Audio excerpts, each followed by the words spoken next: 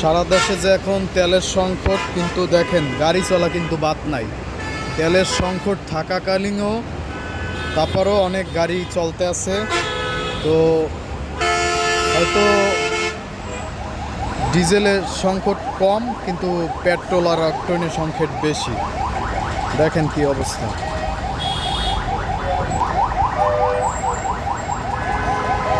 যেভাবে চালাইতে আছে মনে হয় তো এখনই পড়ে যাবে। এই যে একটা তৈলের গাড়ি যাইতে আছে,